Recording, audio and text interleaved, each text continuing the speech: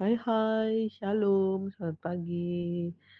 Ya, teman-teman, sedikit sharing ya, eee, masing-masing setiap kita pasti pernah mengalami masa enak, juga ndak enak, masa harus menunggu, masa yang ketika kita berdoa, wah kita langsung dapat jawaban dari doa kita gitu. Tapi setiap kita pasti pernah mengalami masa di mana harus menunggu, harus ada di bawah ya kan, harus dalam kondisi yang mungkin stuck menurut kita. Tapi itulah sebuah proses.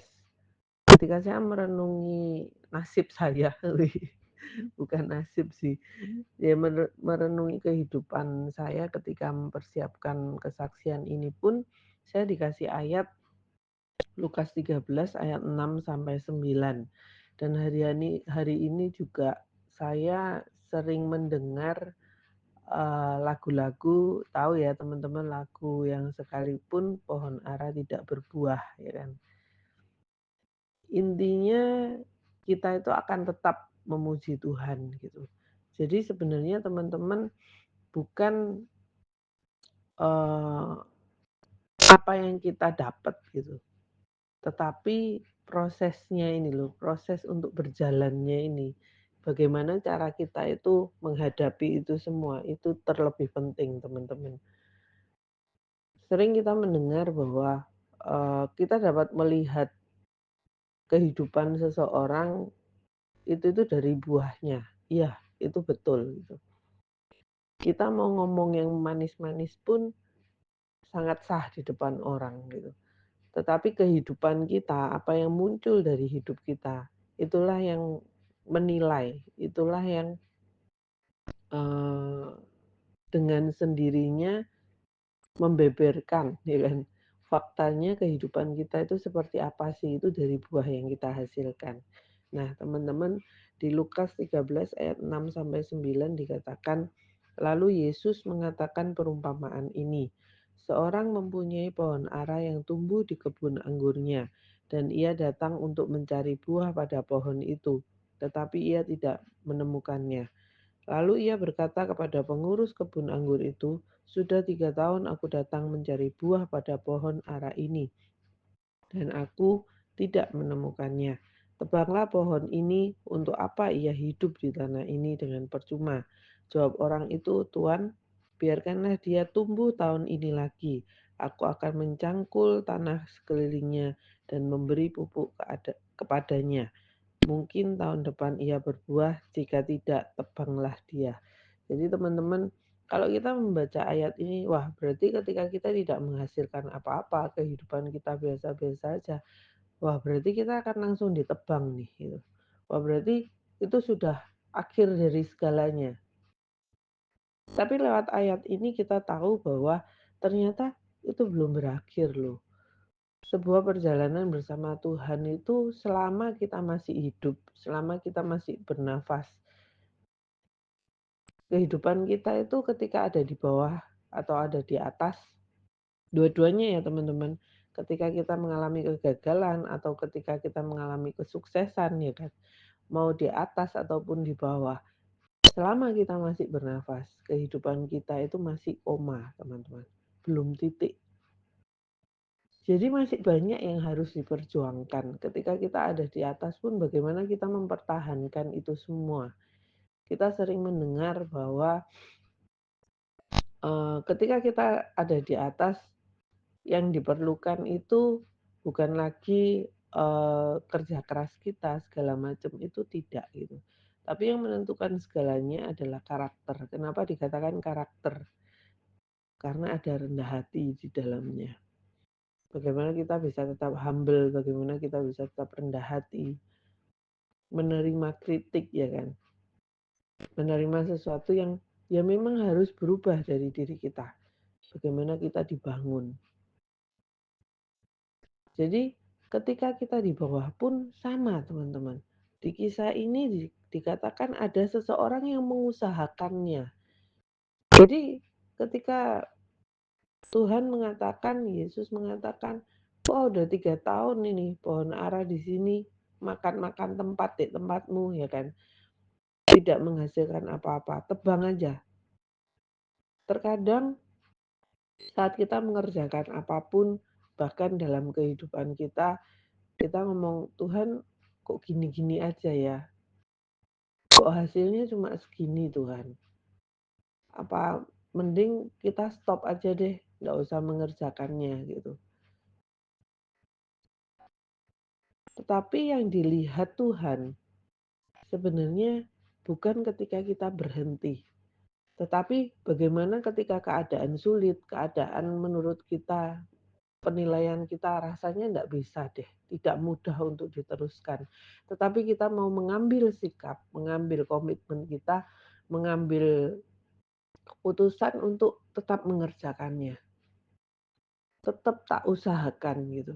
Ini yang menjadi satu poin penting di mana ketika Tuhan Yesus menyuruh seorang pemilik kebun ini ya kan, pengurus kebun ini untuk potong saja, "Sudah 3 tahun loh kamu mengusahakannya," gitu, bahasanya kan. "Sudah 3 tahun loh kamu mengusahakannya, toh ndak mendapatkan apapun," gitu. "Tebang aja." Tetapi di ayat ke-8 dikatakan, jawab orang itu, "Tuhan, biarkanlah dia tumbuh tahun ini lagi. Aku akan mencangkul tanah sekelilingnya dan memberi pupuk kepadanya." Jadi yang menjadi benang merah, yang menjadi sesuatu yang harus digaris tebal, cetak merah adalah si tukang kebun ini itu tidak menyerah walaupun keadaannya terjepit. Tukang kebun ini tidak menyerah walaupun melihat keadaan, iya ya, aku sudah mengusahakannya 3 tahun loh, tapi kok tidak berhasil ya, kok tetap tidak berbuah ya. Terus akhirnya dia tetap mengerjakan itu, dia minta kesempatan kepada Tuhan untuk coba tak usahakan, samping-sampingnya tak cangkul lagi tanahnya supaya gembur ya kan, supaya tanaman ini, pohon ara ini dapat tumbuh dan berbuah. Ya, teman-teman, yang saya sharingkan pagi ini menjadi refleksi bagi kita, sudahkah kita mengusahakannya? Sedangkan dari zaman cerita ya kan, kisah dari Adam dan Hawa sudah dikatakan bahwa kita itu sebagai manusia itu dikasih otoritas sama Tuhan untuk mengelola dan mengusahakan. Tetapi banyak kali, sering kali ketika kita menemukan sesuatu yang kok rasanya nggak bisa ya, kita langsung memutuskan untuk mundur, kita langsung memutuskan untuk berhenti. Sedikit bersaksi teman-teman, beberapa saat ini banyak hal yang terjadi di dalam program yang ada di Smart People, program online. Kita terus ngutak-ngatik untuk program yang berjalan. Ada program-program yang sudah berjalan, beberapa episode, beberapa pembicara, tetapi, kita sulit untuk mencari pembicaranya, ya kan. Kita sulit untuk mencari pembicaranya dengan sebegitu padatnya jadwal yang ada gitu. Secara manusia menilai bahwa, "Wah kok padat sekali ya, apa ndak kebanyakan?" Secara, senior pastor menilai, "Wah kita bisa nih per berapa jam kita tampilkan program ini," gitu. Ketika satu program itu mau dihapuskan, beberapa kali saya ngomong bahwa, "Jangan dulu Pak, saya coba coba lagi ya," gitu. "Saya coba lagi ya untuk mencari pembicaranya." Terus pernah mengalami masa di mana pembicara ini dalam 1 bulan itu, para pembicara ini itu ada yang sakit, ada yang ini, ada yang itu. Itu yang membuat, beberapa teknisnya itu kita rubah. Harus recording dulu banyak hal yang dikerjakan gitu loh, diutak-atik gitu. Dan banyak kali ketika kita itu sudah stuck, kita memutuskan, "Sudahlah, dihapus dulu." untuk program ini gitu loh. Kita kerjakan program yang ada nih, beberapa program yang ada gitu. Beberapa kali saya ngomong, "Jangan dulu Pak, saya usahakan lagi," gitu. Itu di awal-awal program online ini berjalan gitu. Kemudian ketika berjalan sekian lama, mulai nih di-split tugas, teman-teman. Di-split tugas yang awal saya pegang semua untuk penjadwalan, akhirnya di-split ke teman-teman gitu loh. Jadi otomatis meringankan ya teman-teman. Maksudnya yang harusnya yang awal itu dipegang satu orang, akhirnya dipegang di-split ke 4 orang. Jadi total itu ada 4 orang yang ngatur jadwal gitu. Jadi untuk program ini nanti di penanggung jawabnya si A, program B penanggung jawabnya si B ya kan dan seterusnya. Ada 4 orang. Semakin banyak orang, semakin harusnya kita secara pemikiran kita, wah ini akan berjalan semakin baik. Tetapi dengan berjalannya waktu, ada program yang akan dihapus dan dengan mudahnya saya itu ngomong, "Oh ya sudah," gitu. Dan itu menjadi sebuah penilaian loh teman-teman di hadapan Tuhan.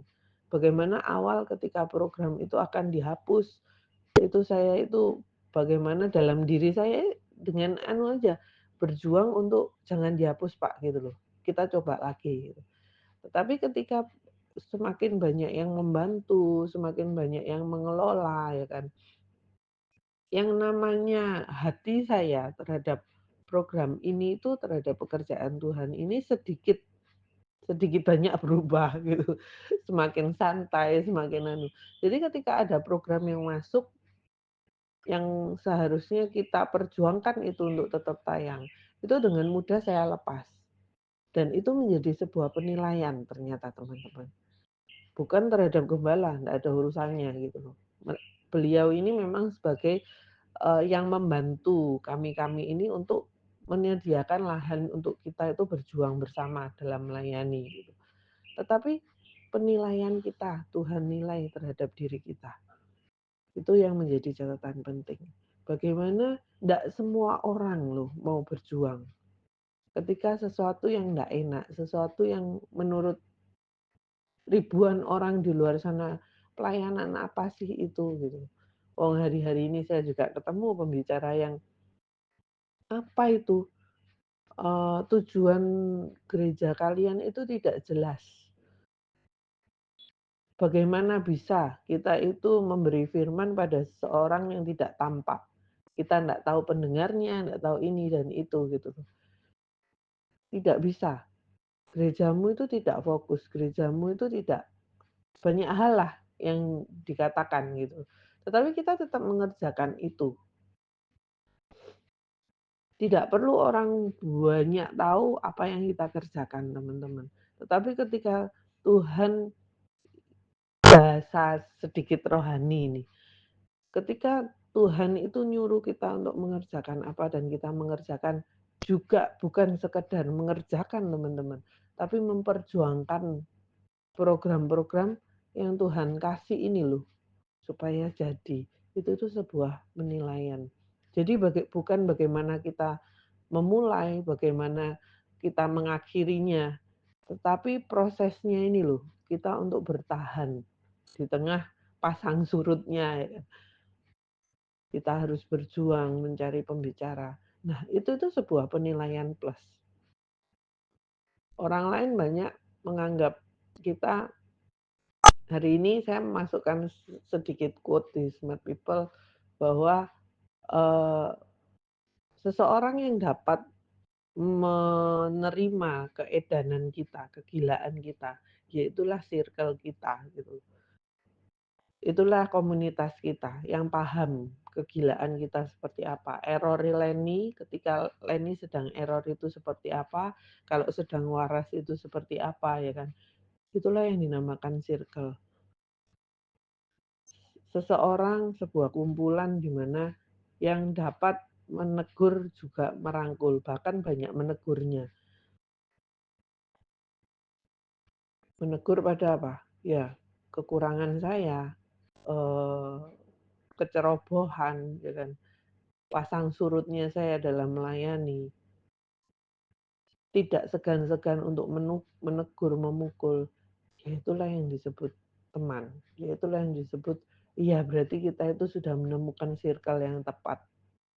Circle yang tepat itu bukan circle yang hanya sekedar menerima baik-baik kita aja gitu loh. Buruk kita mereka nerima dan berani untuk negur, berani untuk mengkoreksi. Jadi yuk teman-teman, pada kesempatan pagi hari ini yang bisa saya sharekan bahwa yuk kita sama-sama, sekalipun kita itu sedang ada di bawah, kita tetap berjuang. Bagaimana supaya kita itu tetap hidup. Bagaimana untuk pekerjaan kita itu tetap hidup. Diutak-atik bolak-balik ya kan. Seperti puzzle, seperti main apa sih? Rubik. Ya kan diputar-putar supaya warnanya sama semua. Bagaimana cara kita mengusahakannya itu menentukan dan menjadi nilai plus bagi Tuhan. Itu saja teman-teman, tetap berjuang, tetap semangat. Tuhan Yesus memberkati. Shalom.